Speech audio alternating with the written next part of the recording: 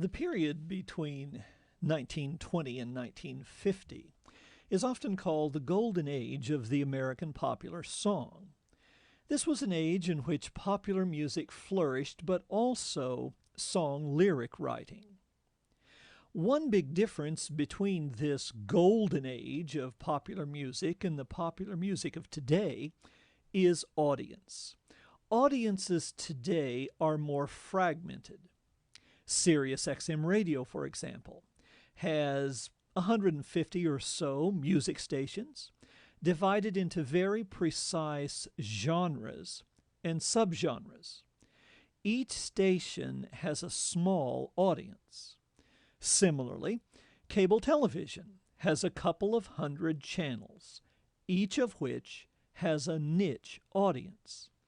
Among other things, that means that music styles are more numerous than in the past, but they also have much smaller audiences. In the golden age of American popular music, everybody listened to the same things, to the same radio programs, to the same records. Young and old, wealthy, middle class, poor, educated, uneducated, urban, rural. And because popular music was written for everybody, lyricists wrote differently.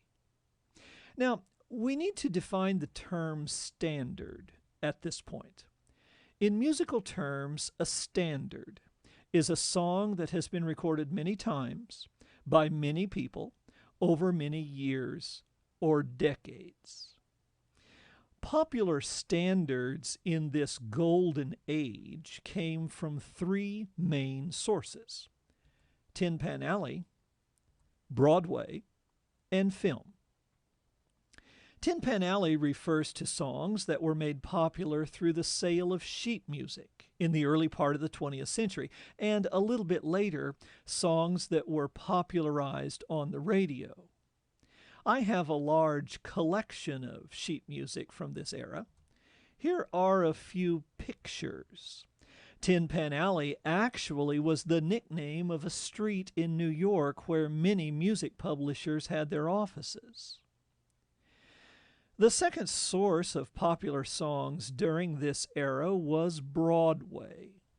Broadway was full of musicals during this period. Unlike today, however, Broadway songwriters and lyricists tried to write songs that worked logically in the plays, but that also transcended the plays and could stand alone.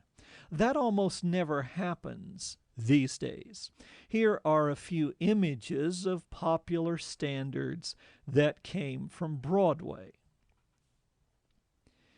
A third source of popular songs during this era was film.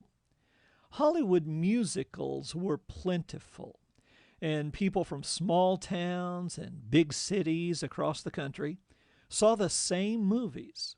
So movie songs often took on a life of their own and transcended the movies themselves.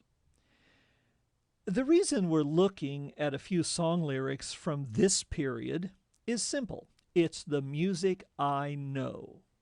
I'm not suggesting that song lyrics today do not have poetic qualities. I just don't know very much about today's music. But I do know that the song lyrics of this golden age are full of poetic devices, extremely literate, and a lot of fun.